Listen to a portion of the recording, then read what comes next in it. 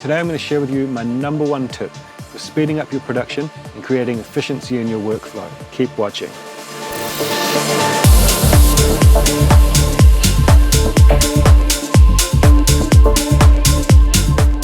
Hey guys, Dilby here. Welcome back to the channel. So today I'm going to be talking about my template. This is the default way that Ableton Live loads when I start a new project. This is a setup that I've developed over the years and has a number of benefits. I don't know exactly, but over the course of writing a track, this probably saves me like 10 to 15 minutes, which over the course of a year is probably saving me hours, and that means more tracks. The main purpose of this template is to be organized, color-coded, everything is in its place where it goes, and also a big one is to avoid having to do the same thing twice. So for example, setting up the same reverb every time to send my drums to, setting up the same master chain, grouping all my hats together. The list goes on, as you'll see in the video. There's a link in the description to download this template. There's actually going to be two versions, one with just Ableton plugins and one that I actually use with my third-party plugins. But this makes it more accessible for everyone. The link actually goes to my Patreon, and there you can download also the project files from all of my videos. So it's a great resource. Get in there. All right, enough of that. Let's jump into Ableton and check out this template.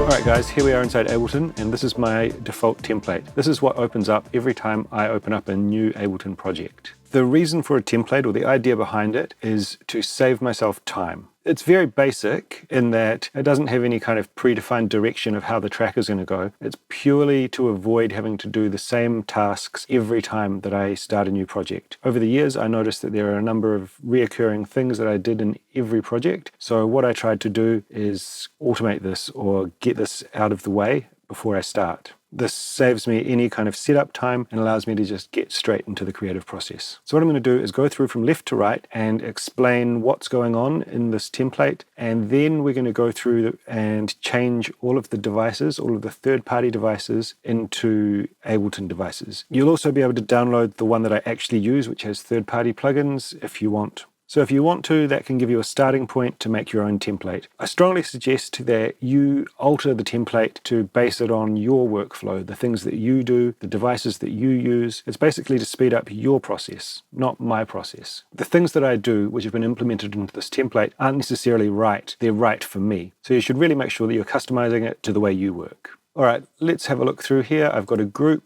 with 2 audio channels, and they are set for reference tracks. If I hit the input-output here, you can see that the routing of this is set to external out 1, 2. And what this means is that it's going out directly to the audio interface. It's skipping or bypassing the master, because these tracks are generally already mastered. I don't want further limiting or anything to be applied to them. Next, I've got a drum bus.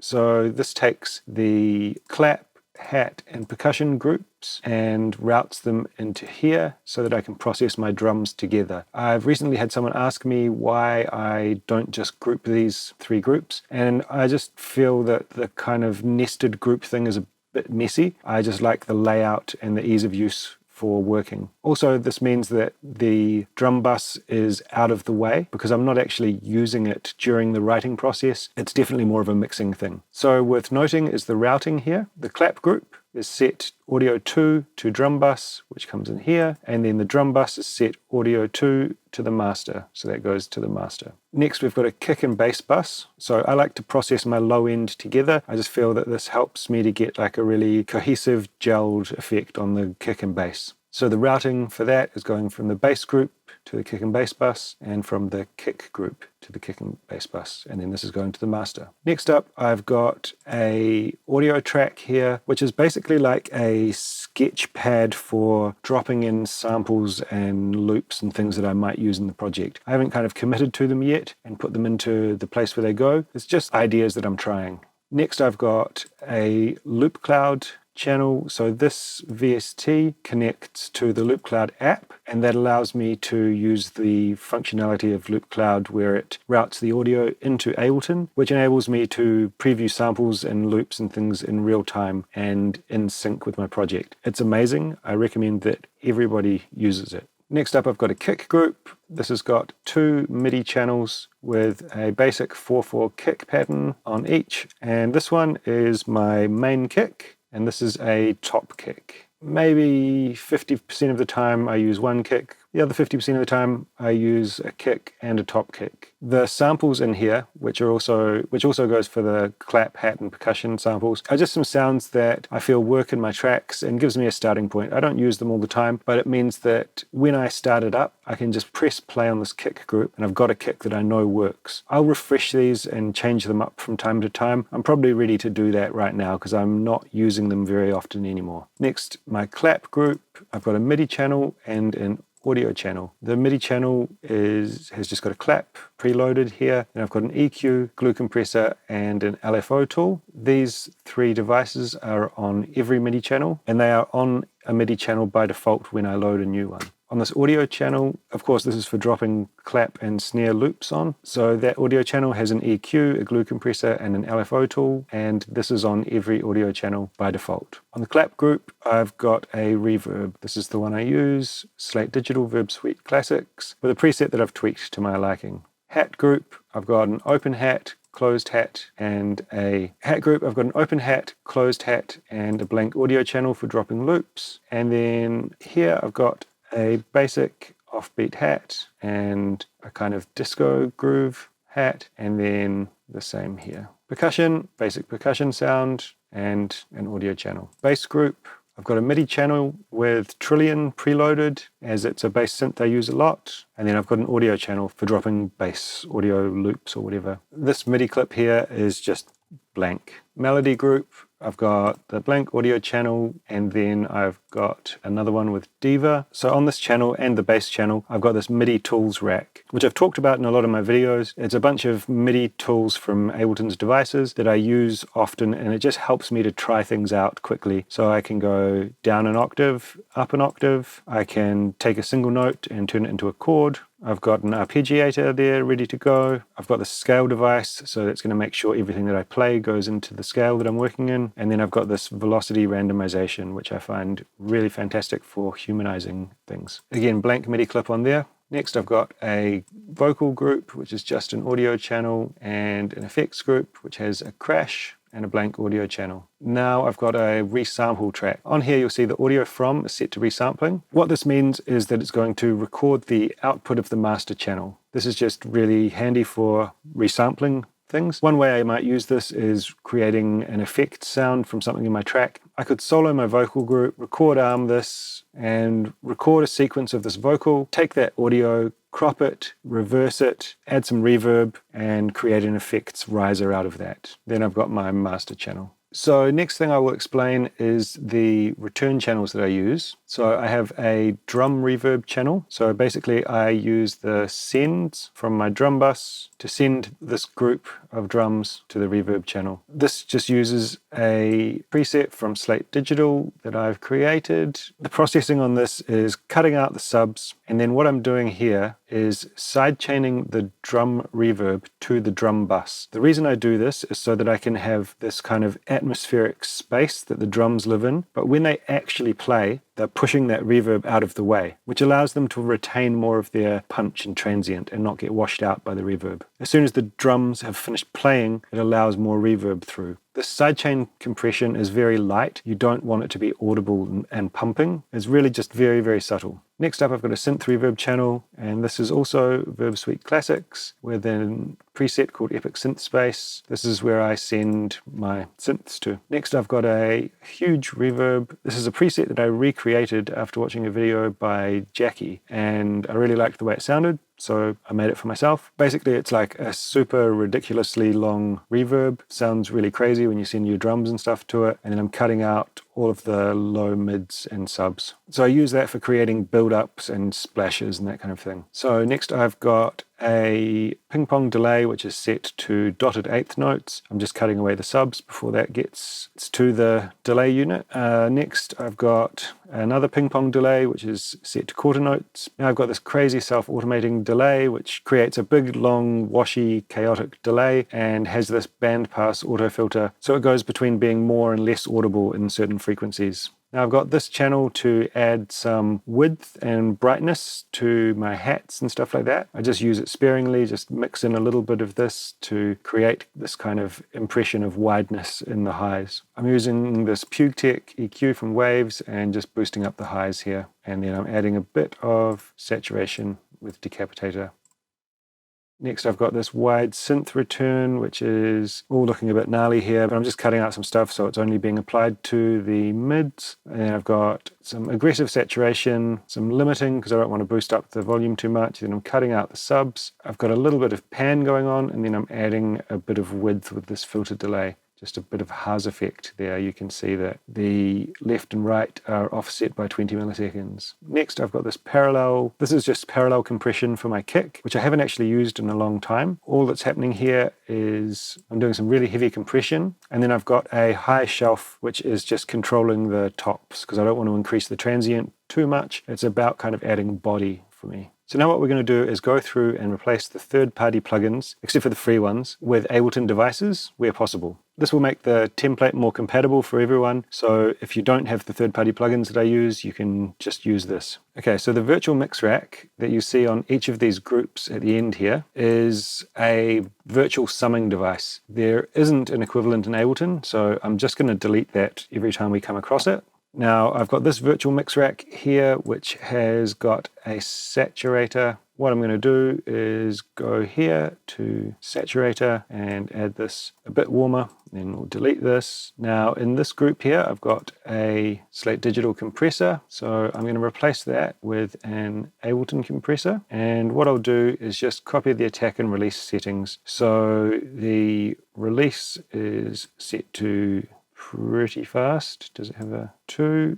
And the attack is set to, oh, the attack there, okay, doesn't quite match up. So, and then the ratio I do set to 3, so that's perfect.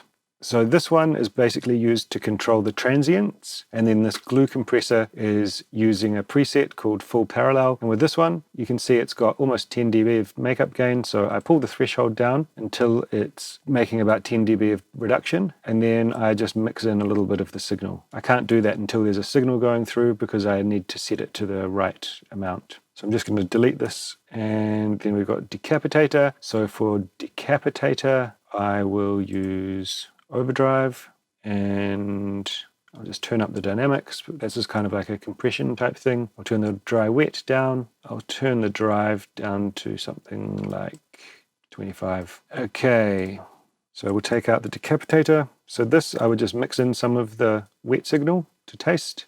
Now I've got Ozone Imager. This is the paid version, but there's a free version, so I'll just leave it here. Now I've got this auto filter that I use if I want to filter my drums, just for adding automation in the arrangement, basically. Now, kick bus. I've got this utility here, which is monoing everything below 150 Hertz. I use this virtual tape machine to add a little bit of subtle kind of compression and saturation. It's very subtle, and I'm not too sure of anything in Ableton that does the same thing, so I'm going to delete that. I'm going to delete this, and what I'll add on here is a blue compressor, and what I would do is just bring the threshold down until you get maybe 1 to 3 dB of reduction, and then bring the makeup up to maybe 1, just very subtle. Okay, kick. So everything on these groups and channels should be fine. Bass, let's just add in wavetable here. That's probably my favorite synth in Ableton to use.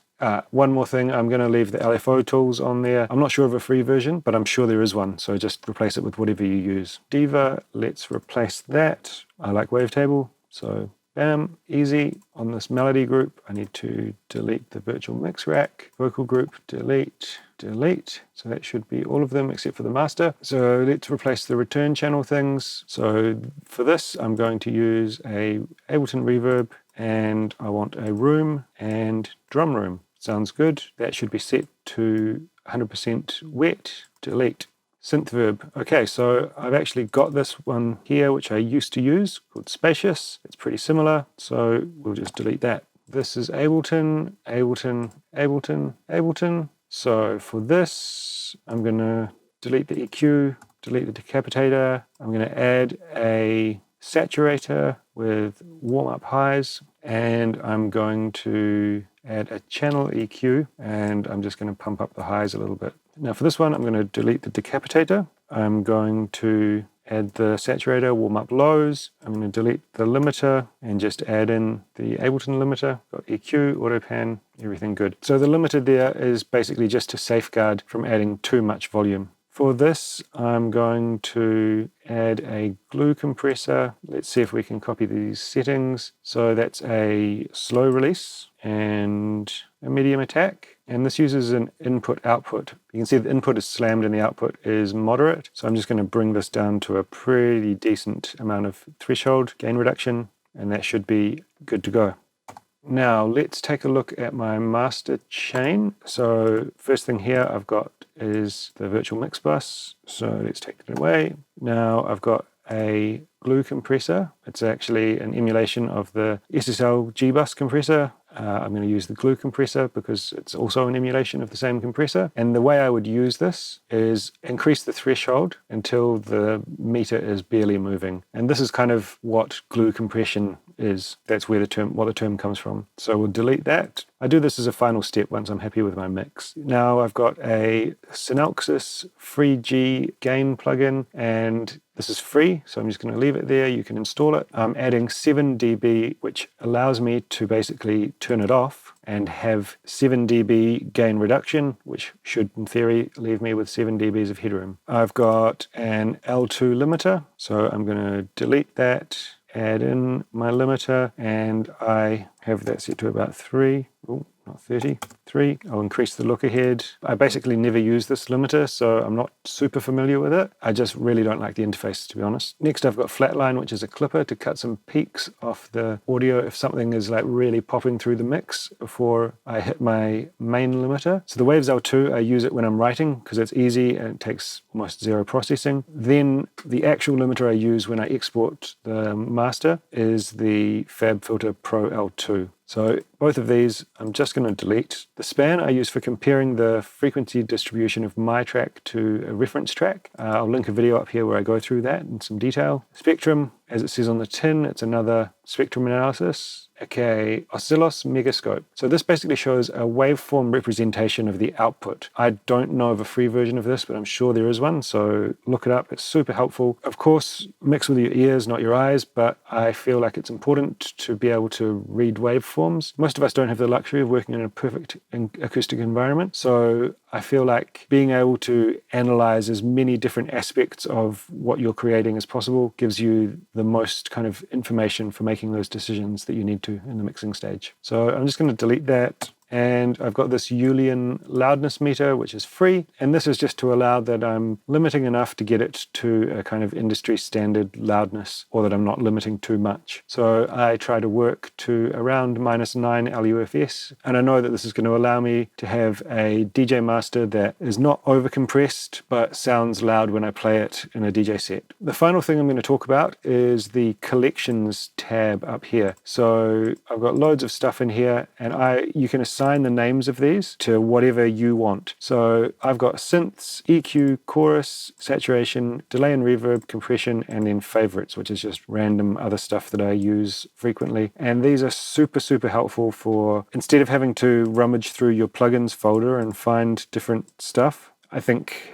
using these collections just saves me so much time. I've also got a bunch of stuff on the places here, which is like all my loop cloud samples, my splice samples, my sample pack, my go-to samples, which I use, and then different places on my computer. But again, if you've got somewhere that you're frequently going to find things, chuck it in here. Anything you can do to save time and get on with the writing process. Right, so that about wraps up my template. Download link in the description. And there you'll find the version that I've done with Ableton plugins and the version with the third-party plugins I use.